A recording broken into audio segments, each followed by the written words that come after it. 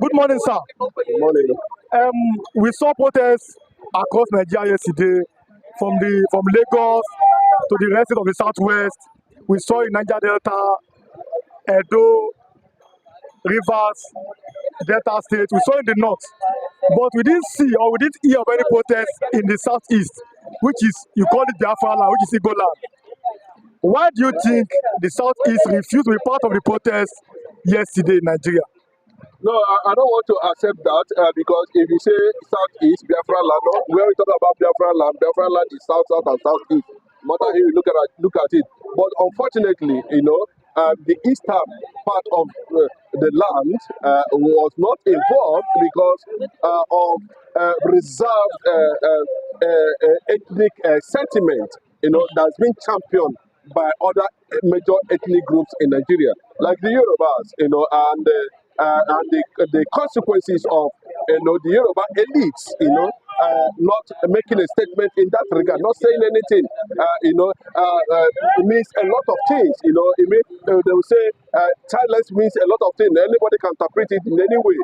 We expected at the beginning, Abination, when on Obayo and Onuga made that kind of statement, I expected the Yoruba elite to come on air and call for caution, or even put pressure on the Tinubu-led administration, to checkmate such statement, or even ask him to relieve him of his job, because that statement is unfounded, and they have been feasting on it clearly to the understanding of Igbos, given what transpired in 2023 presidential election. And now subsequently, we have seen a relatively ganged up, agenda by some other groups, both in the north and to deprive the entire Igbo nation, the presidency to deprive the entire Igbo nation, federal government present in the eastern part of the country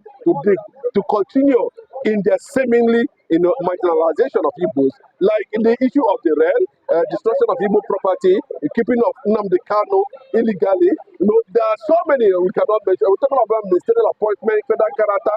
The Igbo man is nowhere to be found. Everything about Nigeria is seen as belonging to the Yorubas and the Northerners. So they should bear the consequences, that comes with it, And Nigeria has never moved forward from where it is for over 104 years because, the Igbos have not been able to, take a proper position because we believe in humanity, we believe in development, we believe in growth, we believe in advancement, That's the hallmark of every Igbo man, and that is why wherever they are, they illuminate, what I mean by illuminate, they give light, that's what, you understand? They make sure that things works perfectly, But Nigeria has been struggling over Nigeria for years, and we are there. Even when we came very close, there was this gang up in 2023 election, and Obi was denied. Manipulated, even though we know that Yorubas have also enjoyed their tenure twice under democratic rule. But when you get to it, you might see the gang up between the Northerners and of course the Yorubas. Now they are saying that Igbos was good in Lagos State. I doubt because they should remember that even in the far north, there was resistance some time ago. People do not react. We are the Jews of Africa. No matter how you look at it, we don't react, But the day we are going to react, it will be something anybody should stop at every point in time, threatening Igbo race. Thank God for Alhaji Atiku Abubakar, who has come out publicly, to call Yoruba elders, elite, to speak up, for national peace and stability. And of course, the governor of Lagos State has also responded. Kudos, thank you, the governor of Lagos State, Mr. Governor Sanwo-Olu, for that, charismatic, for that courage, to condemn by Anonuga and the rest of them, and the rest of the elements. So there are millions of reasons for that, which this platform cannot be able to give us that time to do that. But no matter how you look at it, we insisted, just like what we told Buhari when he came into power, when he was contesting. We told him we are not going to vote for him because we saw already incompetence, and bigotry in him, and nepotism filled all of our crowd on his head. and we say we are distancing ourselves, and him to reciprocate it by saying 5%, whatever, shit. Okay, we agree. Igbo survived Buhari draconian and tyrannic leadership against the Igbo nation. Now, Tinubu has come again, giving appointments, they are appointing ministers, where other regions are having 10, 11 ministers, Igbos are only having 5. When they did their railroad and thereabout, Igbos in Biafra land was not part of the project. When they are awarded contracts, they are not giving contracts. For the struggle you are seeing today was the struggle of Igbo identity, and we continue to push for it. God without government presence, and that is where we stand today. That the Yorubas and the Hausas who have destroyed this nation to fix this nation. So we've seen, for example, a Yoruba man came here and said that he's very happy that the Igbos did not join. Because if the Igbos had joined the protest, they would have said that the Igbos are the ones that are planning to cause unrest in the nation. He said even though he's a Yoruba man, but he's always happy that, he's always sad that Igbos have always been the target. The Igbos are always, how do I put it, being seen as the black sheep. That Igbos not protesting now. That people have opened now that Igbos are not the problem, but hunger and poverty is the problem.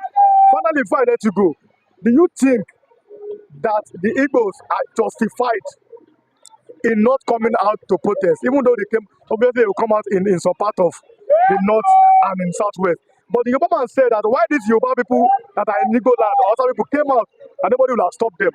What do you have to say about that statement? It tells you our nature, we are very accommodating, and it's just that we have that adventurous spirit, and it's not our making, it's something that is in our DNA. Igbo man love adventure, Igbo man love to, understand some things, Igbo man love knowledge. But you can see, just like what happened in Germany in those days, where Adolf Hitler rose against the Jews. The Jews at that time, we are not traitors to anybody, but that deep reservation over how they pioneer themselves to greatness, they discover, innovate, and do some other wondrous things that people do not understand how they came about. But in Nigerian factor, there are millions of reasons why Igbos are being targeted. The rising of Africa today depends on how Biafra is going to rise, and they know that any space that Igbo man has is going to make use of it, not to a threat to anybody, to a collective interest, for a collective interest. Igbos have successfully added so much value to Nigeria, even without them being president, without them being in government. You can see, you can speak for yourself. Unless you want that princess to be there. We don't kill, we are not herdsmen, we are not extremists. So what is the big deal? The struggle for political position. P2B said it. It's not desperate. And so they should leave us alone. Let's not be calling us unnecessarily. The issue of protest is very clear. We will have right, to decide whether we'll join or not. But because of the threat, Igbo man business is scattered all over the 36 states. The Yoruba man business is not scattered like that. The Hausa man business is not scattered like that. These are people who depend on government, to survive at the end of the day. So they target Igbo man business at the end of the day. Good morning, sir. Morning. We saw protests in different parts of Nigeria, peaceful in Lagos State, and in other parts of Southwest. We saw protests in Niger Delta, talking about Edo, River State, and we saw also in Delta State. Then in the north, it also some violence and everything. But the question is this to you. We didn't see any protests in Southeast. Yeah, I'm coming Biafra land. Instead, I saw something that made me that we saw some families in Enugu State were digging for me, and they were celebrating. I said that Tinubu continue and they love Tinubu. What do you have to say? Why do you think that there's no protest in the Southeast? Southeasterners are quite different from Nigeria. One point, they are the people of Biafra land. Different in ideology, different in tradition, different in religion, different in intellectualism, different in technology and the science. Technology know-how of the southeastern Nigeria is quite different from Nigerian technology. So everything now has divided itself. The reason why the Easterners did not protest in the southeast, I have to cite one important examples. During the section of the protest, I think yesterday or 2 days ago, today is second, right? Yes. That was yesterday.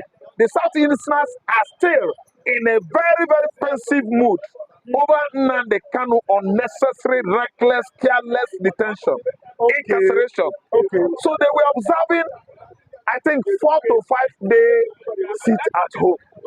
So he fall in within this protest. Yes. So that's why if you look at the southeastern hemisphere yesterday, everywhere was like ghost town, cemetery, that's graveyard, as silent as, no movement, nobody saying anything, no noise, because they are still observing the unnecessary incarceration of their son, MNK, Mazin Nnamdi Kanu, Odoguwa, Abakodi case, one na Igbo.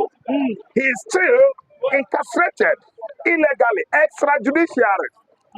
Extrajudicially. Yes.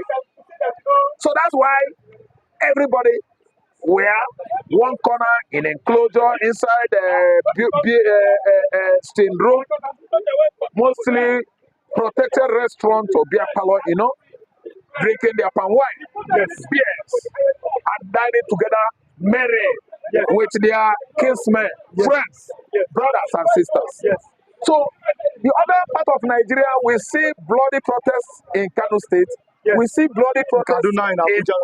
Kaduna, bloody protests in Niger, where 6 protesters were mown down with bullets. Something happened in Jigawa. Something happened everywhere, all over north yesterday. Blood was what? Flowing. See, Igbo man did not partake. One, in the southwest here, the Igbos were given notice by their Yoruba counterparts not to come out and destroy the government facilities here. And Igbo, I know them as people that have been living in peace with Yoruba for years. Yes. Igbo obeyed that call. Yes. So that they will not sever the diplomatic relation they had with Yoruba. Yes. So that's why they stay put, they sit at their various home, eating and drinking yesterday. Yes. Because nobody wants to violate this law. Yorubas are law abiding. Their Igbo visitors or guests are law abiding. Yes. We've never found ourselves in chaos in the history of this country.